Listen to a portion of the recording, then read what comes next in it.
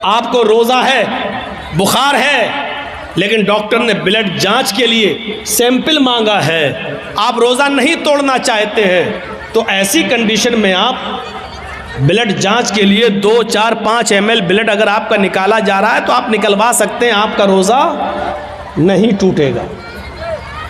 आप रोज़े से हैं और सुनो, आप रोज़े से हैं और रोज़ा भी रमज़ान के महीने में रख रहे हैं जो फ़र्ज़ है।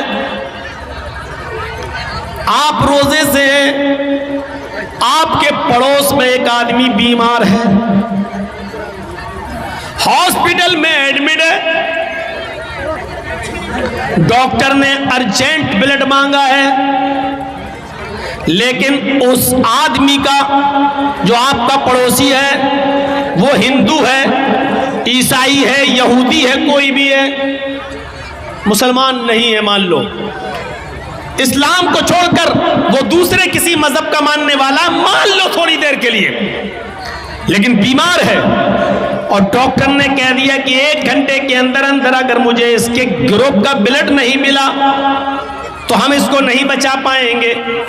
उसके बेटों का ब्लड ग्रुप उसके ब्लड ग्रुप से अलग है, उसकी बीवी का ब्लड ग्रुप अलग है, और लोगों का ब्लड ग्रुप उसके ग्रुप से अलग है, लेकिन आप मुसलमान हैं, आपका ब्लड ग्रुप उसके ब्लड ग्रुप से मेच खा रहा है और आप 1 बोतल खून दे सकते हैं और उसकी जान बच सकती है, तो ऐसी सूरत में आपको डॉक्टर के पास जाकर 1 बोतल खून देना पड़ेगा, इसलिए कि उसकी जान बचाना इस वक्त जरूरी है, आप उसकी नहीं बचा रहे हैं। कुरान कहता मन अहयाहा फकअन्नमा अहयन्नास जमीआ, जिसने किसी एक इंसान को बचाया उसने पूरी इंसानियत को बचाया।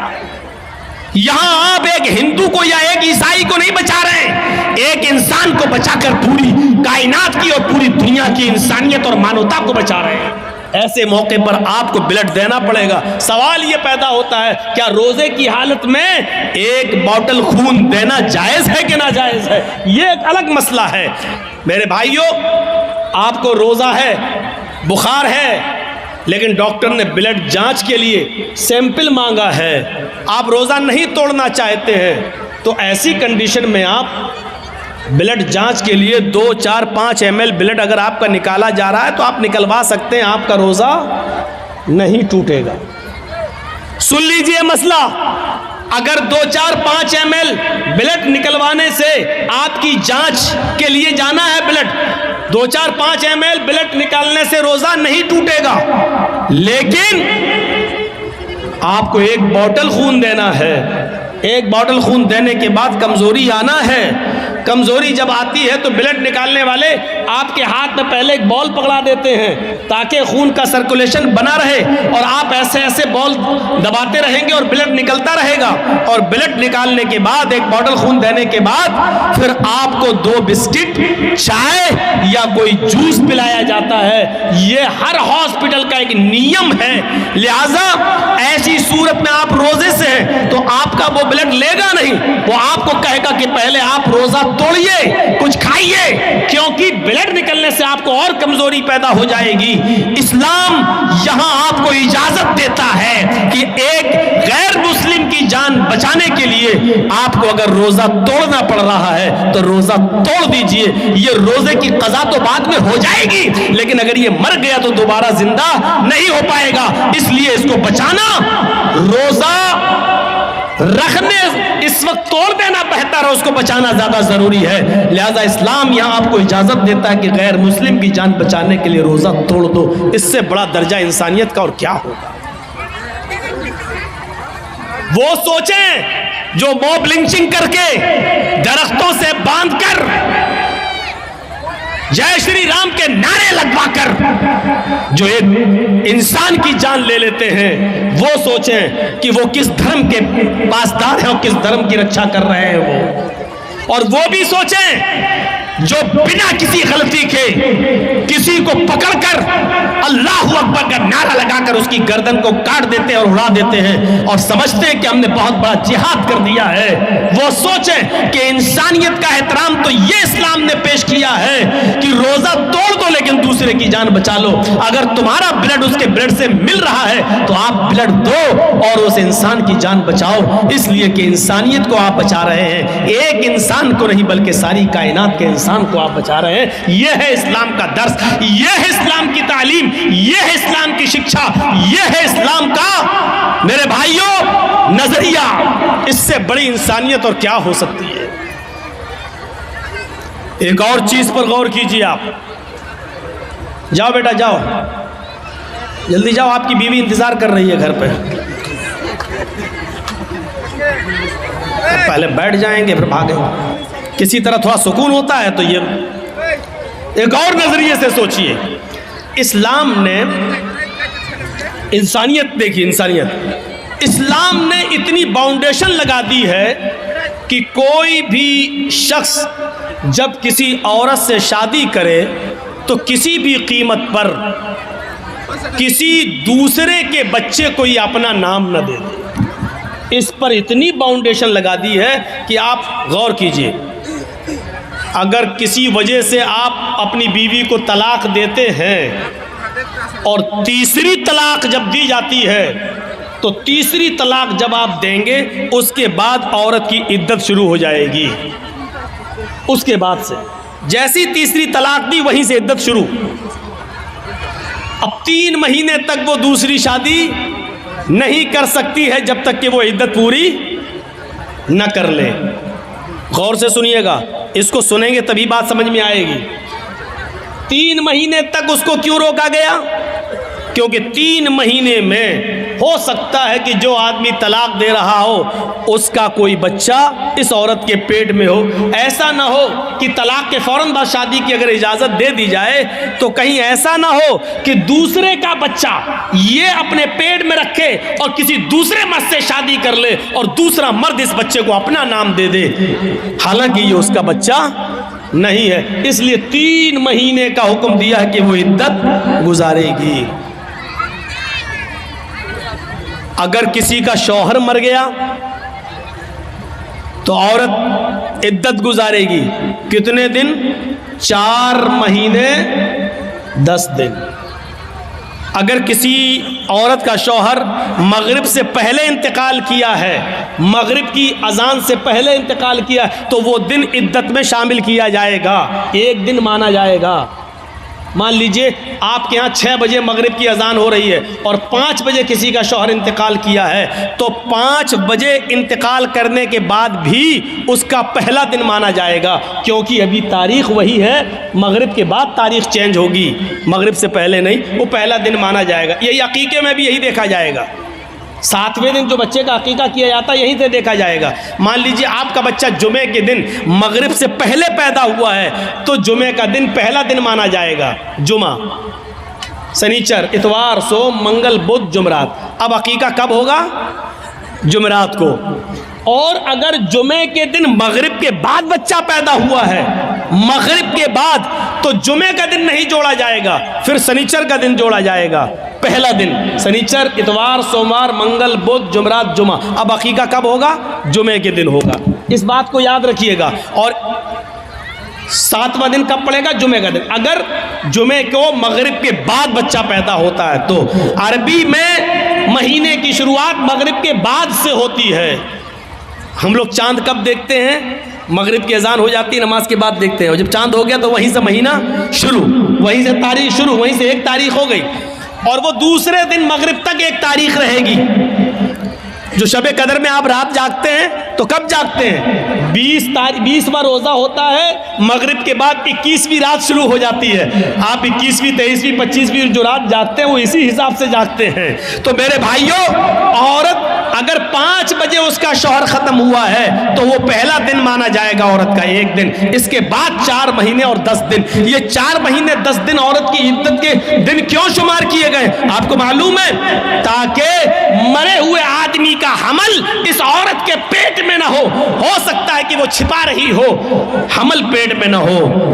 4 महीने 10 दिन की मुद्दत बहुत हो गई है। अगर उसके पेट में बच्चा होगा तो 4 महीने में इस औरत का पेट थोड़ा बहुत बाहर निकल आएगा, जिससे पता चल सकता है कि इसके पेट में फला आदमी का बच्चा है। अगर है तो जब तक बच्चा पैदा नहीं हो जाता तब तक उसकी इद्दत रहेगी, और अगर नहीं है तो 4 महीने 10 दिन के बाद ये औरत कहीं दूसरा निकाह करना चाहे तो कर सकती है, ताकि किसी दूसरे आदमी का, इस मरे हुए आदमी का बच्चा किसी दूसरे आदमी का नाम ना पा जाए। ये इस्लाम ने एक बाउंडेशन लगा दी है। बाउंडेशन बहुत सख्ती है इस मामले में। हाँ, खुला का मामला थोड़ा सा अलग है। एक चीज होती है, मर्द तलाक देना नहीं चाहता, औरत तलाक लेने पर मुसिर है, नहीं हमें तलाक चाहिए, हमें नहीं रहना तेरे पास। मान लीजिए बहुत सा शराबी जुआरी आदमी है, औरत नहीं रहना चाहती है और आदमी उसको तलाक नहीं देना चाहता, नहीं हम नहीं देंगे। ऐसी सूरत में औरत खुला लेती है। खुला ये होता है कि काजी को बिठाएगी या 4-5 आदमी को बिठाएगी और कहेगी कि मुझे इसके साथ नहीं रहना है, आप लोग गवाह रहिए, मैं खुला ले रही हूँ, ये तलाक नहीं दे रहा है। लिहाजा वो काजी निकाह फिस्क कर देगा और वो औरत अब आज़ाद हो गई। आदमी चाहे तलाक दे या न दे, औरत खुला ले ली है, अब ये आजाद हो चुकी है, लेकिन इसके बावजूद उसको 1 पीरियड, एक हैज तक रुकना पड़ेगा। वो दूसरी शादी नहीं कर सकती है जब तक कि उसको एक पीरियड नहीं आ जाता है। एक पीरियड का मतलब उसको, औरत को जो हर महीने जो हर औरत को जो खून ब्लड आता है, एक पीरियड, जब तक वो पीरियड नहीं आ जाता है तब तक वो दूसरा निकाह नहीं करेगी, और पीरियड आने के बाद फिर वो दूसरा निकाह कर सकती है। पीरियड आने का मतलब यह है कि वो हामिला नहीं है, यानी जिस आदमी से उसने खुला लिया है उसका बच्चा इसके पेट में नहीं पल रहा है। अब सोचिए, इस्लाम ने कितनी बाउंडेशन लगाई है कि आपके पेट में पलने वाले बच्चे को उसके असली बाप का नाम मिले। वो बच्चा जब बाहर आए तो अपनी निस्बत अपने असली बाप की तरफ कर सके। कितनी हिफाजत की है इस्लाम ने नस्ल की, और नस्ल को पाकीज़ा बनाने की कितनी हिफाजत की है। लेकिन इसके बावजूद इस्लाम ये भी कहता है, अगर खुदा न खास्ता किसी औरत के पेट में हराम औलाद पल रही है, जिना की पैदावार है, और उसने इकरार भी कर लिया है कि हराम औलाद है, वो कह भी रही है कि फला आदमी से मेरा साथ संबंध बन चुका था और उसका हमल मेरे पेट में है, तो इस्लाम इंसानियत का वो दर्स देता है कि हराम औलाद होने के बावजूद अगर किसी औरत के पेट में पल रही है तो पेट में बच्चे को मारा नहीं जा सकता है। अगर इस्लामी कानून कहीं है और जिनाकार की सजा पत्थरों से मार मार के मार डालना है, लेकिन अगर वहां यह पता चल जाए कि इस औरत के पेट में बच्चा है, अगरचे नाजायज है, अगरचे हराम है, तो इस्लामी मुल्क भी उस औरत को सजा नहीं दे सकता जब तक कि बच्चा पैदा ना हो जाए, क्योंकि गलती उसकी मां की है, उस बच्चे की नहीं जो पेट में पल रहा है। गौर कीजिए, इस्लाम हराम औलाद को भी मारने की इजाज़त नहीं देता है। जो औरतें अपने पेट में हलाल बच्चों को गिरा देती हैं, उनको अपने बारे में सोचना चाहिए। कल क़यामत के दिन ये बच्चा जिसको तुमने गिराया है अपने पेट से, क़यामत के दिन ये बच्चा अपने माँ की पिस्तान और अपने माँ की छातियों से लटका हुआ आएगा। जा यौमल क़यामती व मुअल्लकुम बैन सदियहा, वो बच्चा क़यामत के दिन इस हाल में आएगा कि मुअल्लकुम बैन सदियहा, अपने माँ की दोनों पिस्तान से लटका हुआ होगा, अपनी माँ की पिस्तान से दूध चूस रहा होगा, और अल्लाह कहेगा, आए इस माँ की पिस्तान से दूध चूसने वाले बच्चे, क्या तेरी कोई शिकायत है? क्या तू कुछ बोलना चाहता है? क्या तुझे अपने रब से कुछ कहना है? अल्लाह उसको जबान देगा। वो छोटा सा बच्चा जो अपने माँ की पिस्तान से दूध चूस रहा होगा, अपनी जबान हटाएगा, अपना मुंह हटाएगा, यकूल और अल्लाह से शिकायत करेगा, या रब्बी हाज़िही उम्मी क़दलतनी, अल्लाह ये मेरी माँ है जिसका दूध मैं पी रहा हूँ, जिसकी पिस्तान से मैं लटका हुआ हूँ। अल्लाह ये मेरी माँ है जिसने दुनिया में मुझे मार डाला था। अल्लाह ये मेरी माँ है जिसने दुनिया में मुझे कत्ल कर दिया था। हाज़िही उम्मी क़तलतनी, अल्लाह ये मेरी माँ है जिसने दुनिया में मुझे मार डाला था। अल्लाह ये मेरी माँ है जिसने दुनिया में मुझे कत्ल कर डाला था। आय अल्लाह ये दुनिया में मेरी ना हुई, तू इसका मत हो, इसको भी तू जहन्नम में फेंक दे। अल्लाह रब्बुल आलमीन फिर उस औरत को जिसने दुनिया में अपने बच्चे को का मर्डर किया बिना किसी गलती के, बिना किसी परेशानी के, उसने ये सोच कर कि 3 लड़कियां पहले से, चौथा भी मेरी लड़की है, अल्ट्रासाउंड में चेक कराने के बाद पता चला लड़की है, नहीं हमें नहीं चाहिए, और एबॉर्शन करा दिया, गिरा दिया। कयामत के दिन इस औरत को जहन्नम में फेंक दिया जाएगा और वो बच्चा अपनी माँ को खुद जहन्नम में ले जाने का सबब बनेगा कि नहीं अल्लाह इसने दुनिया में मुझे मार डाला था। इस्लाम तो हराम और नाजायज़ औलाद भी गिराने की इजाज़त नहीं देता है। ये इस्लाम इंसानियत का एहतराम है, इंसानियत का एहतराम। इस्लाम में बहुत जहाँ थोड़ा बहुत मसला हार्ड लगता है वहीं आसानी भी पैदा होती है। मान लीजिए रमज़ान का महीना और 20 रोज़े गुजर चुके हैं। आज कोई हिंदू है या कोई ईसाई मुसलमान हो रहा है और वो 20वें रोज़े को मुसलमान हुआ, तो अब वो रोज़ा कब से रखेगा? रोज़े तो पूरे महीने के फ़र्ज़ हैं, लेकिन कोई हिंदू या कोई ईसाई या कोई यहूदी 20वें रोज़े को मुसलमान हो रहा है। 20 रोज़े तक हिंदू था, ईसाई था या यहूदी था या जैनी था, बुद्धिस्ट था, 20 रोज़े के बाद मुसलमान हो रहा है 20वें रोज़े को, तो अब वो रोज़ा कब से रखेगा? आज मुसलमान हुआ है तो अब जब मुसलमान हुआ तभी से तो रखेगा। अब सवाल ये पैदा होता है कि वो 20 रोज़े जो इसके छूटे हैं वो पूरे करेगा या नहीं करेगा? तो साफ मसला है कि नहीं करेगा। क्यों नहीं करेगा? क्योंकि जब वो इस्लाम लाया है तब तक वो काफिर था, उस पर रोज़ा फ़र्ज था ही नहीं। आज वो इस्लाम लाया तो अब जितने रोज़े हैं उतने वो रखेगा, बकिया रोज़े वो नहीं रखेगा। इसलिए नहीं रखेगा क्योंकि उस वक्त उसके ऊपर रोज़े फ़र्ज थे ही नहीं। कितने रोज़े रखेगा? जितने बाकी हैं। एक चीज़ और सुन लीजिए, 20वें रोज़े को इस्लाम लाया, लेकिन इस्लाम ला रहा 5 बजे शाम में और रोज़ा खुलता है 6 बजे। अब 5 बजे वो इस्लाम ला रहा है, तो इस्लाम जैसी वो 5 बजे लाया तो अब क्या करेगा? आज का रोज़ा क्या करेगा? तो 5 बजे इस्लाम लाता है तो 5 बजे ही से उसका रोज़ा शुरू हो गया है, क्योंकि 5 बजे से पहले उसके ऊपर रोज़ा फ़र्ज था ही नहीं, क्योंकि वो काफिर था। जैसे इस्लाम लाया वैसे उस पर रोज़ा फ़र्ज हो गया, वैसे ही उसके ऊपर रोज़ा फ़र्ज हो गया। अब 5 बजे ही वो नियत कर लेगा कि मैं रोज़े से हूँ। इस्लाम ले आया, अशहदु अल्ला इलाहा इल्लल्लाह व अन्ना मुहम्मद रसूलुल्लाह, इस्लाम लाते ही उसके ऊपर असर की नमाज फ़र्ज हो जाएगी, क्योंकि टाइम अभी बाकी है और इस्लाम ला चुका है, असर का वक्त अभी बाकी है, लिहाजा पहले असर की नमाज पढ़ेगा और यहीं से उसका रोज़ा भी शुरू हो जाएगा, क्योंकि इस्लाम ला चुका है। जब से इस्लाम लाया यहीं से रोज़ा शुरू, और 6 बजे वो रोज़ा सब लोगों के साथ खोल लेगा और उसका ये एक रोज़ा माना जाएगा, ये एक रोज़ा माना जाएगा। ये आसानी भी है इस्लाम, ये आसानी भी है। इस्लाम मुश्किल नहीं है, लोगों ने इसको मुश्किल बना दिया है। क्या वो लोग सहाबा नमाजें नहीं पढ़ते थे? क्या वो रोजे नहीं रखते थे?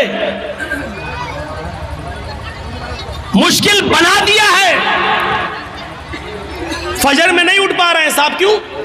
अब रात में 1 बजे जर्जी साहब को टाइम मिलेगा, 3 बजे तक जलसा चलेगा, फिर आदमी यहां से जाएगा, थोड़ी देर कमर सीधी करेगा, फजर में उठेगा नहीं, उठ पाएगा। क्लियर है? लेकिन याद रखिए मौलाना जर्जीज का जलसा, और इस जलसे में 2:30 बजे 3 बजे तक जाग लेना, और इस जाग लेने के बाद सुबह फजर की नमाज में ना आना ये दलील नहीं है इस बात की कि आपका जलसा कामयाब हो गया है, या ये उज़्र नहीं होगा कि मैं जलसा सुनने की वजह से रात में जाग लिया इसलिए फजर में हम नहीं उठ पाए। जलसा कराना फर्ज नहीं था, फजर की नमाज पढ़ना फर्ज था। आपने एक फर्ज को छोड़ा उस काम के लिए जो आपके ऊपर फर्ज ही नहीं था। मेरे भाइयों, यहां से ये मैसेज लेके उठिएगा, ये पैगाम लेके उठिएगा, ये तसव्वुर लेके उठिएगा। तो इंसानियत ये होती है, इंसानियत। तो या अय्युहन्नास इन्ना खलकनाकुम मिन ज़करिन व उन्सा व जअलनाकुम शुऊबन व क़बाइल लितारफू, तुमको हमने एक मर्द और एक औरत से पैदा किया है, तुम सब आपस में भाई हो, तुम आपस में एक ही बाप के और एक ही माँ के बेटे हो, तुम्हारा बाप एक है, तुम्हारी माँ एक है। अच्छा, एक चीज और बताइए, गौर से सुनना।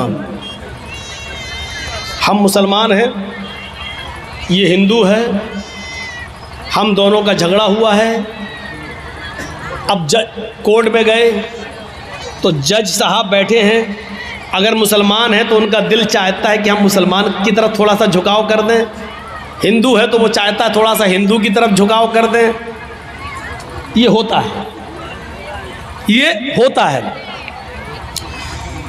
कुरान ने इंसानियत, यहां पर इंसानियत को फरोग दिया है, इंसानियत को बढ़ावा दिया है और कहा अगर तुम सच्चे मुसलमान हो तो फैसला करते वक्त न कौम देखोगे, न बरादरी देखोगे, न जात देखोगे, न मजहब देखोगे, हुक्म वला यजरिमन्नकुम शनआनु कौमिन अला अल्ला तादिलू इअदिलू हुवा अक़रबु लित्तक़वा। भाई जिसको जाना हो अभी उठ के चले जाओ यार, क्यों बार बार उठ रहे हो? बहुत डिस्टर्ब होता है हमको सामने।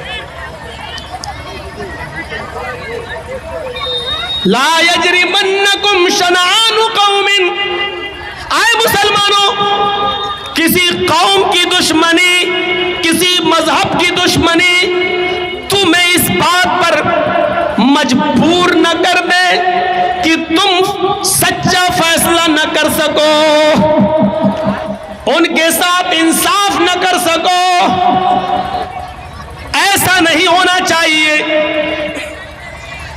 ऐ दिलू, हर हाल में सच्चा फैसला करना, चाहे वो मुसलमान के खिलाफ जाए, चाहे वो हिंदू के खिलाफ जाए, ईसाई के खिलाफ जाए, तुम्हारे अपने खिलाफ जाए, तुम्हारे अपने बेटे के खिलाफ जाए, तुम्हारी अपनी औलाद के खिलाफ जाए। अच्छा, आपके यहाँ मान लीजिए, हमें नहीं मालूम चापी में ये होता है या नहीं होता है, बंगाल के जलसों में बहुत जगह ऐसा देखा गया है कि एक गांव में कोई लड़का उसी गांव की किसी लड़की को लेके भाग गया, 2-4 दिन के बाद पकड़ गए, गांव वापस आए। अब लड़की का बाप रोता है, ओ मेरी लड़की तो इज्जत लुट गई, बर्बाद हो गया, मुंह दिखाने के लायक नहीं है। अब जोर डाला जाता है गांव की तरफ से कि तू लेके भागा था, चल अब शादी करो उसके साथ। ये गांव की तरफ से फैसला होता है, शादी करो उसके साथ। और वो लड़का तैयार नहीं है शादी करने के लिए। वो लड़का कह रहा भाई शादी की तो कोई बात ही नहीं हुई थी। अब ये लड़की का बाप कह रहा है ये लड़का लेके भाग गया मेरी लड़की को। अब मेरी लड़की तो बदनाम हो गई, कुछ हुआ हो या ना हुआ हो, लेकिन बदनाम तो हम हो गए। कौन मेरी लड़की से शादी करेगा? लड़के का बाप ये कह रहा भाई दोनों बातें करते थे, मोबाइल पे लगे रहते थे रात रात भर, हम क्या करें? लड़का कह रहा हम शादी क्यों करें, शादी की कोई बात ही नहीं हुई है इससे हमारी। ठीक है, हम भगा के ले गए तो तुम्हारे घर थोड़ी घुस के ले गए थे हम। फोन पे बात हुई, फला जगह तुम आ जाओ, हम भी फला जगह चल रहे हैं, मोटरसाइकिल लेके आ जाएंगे। हम वहां मौजूद थे, ये आ गई, हम लेके भाग गए। अब गांव में जो सरपंच होते हैं, मुखिया लोग, सुनो, अगर यहां पर भी ऐसा होता है तो सुन लें, इस गांव का मुखिया और सरदार, कयामत के दिन तुम्हें भी गवाही देना पड़ेगी और अल्लाह के सामने तुम्हें भी जवाब देना पड़ेगा।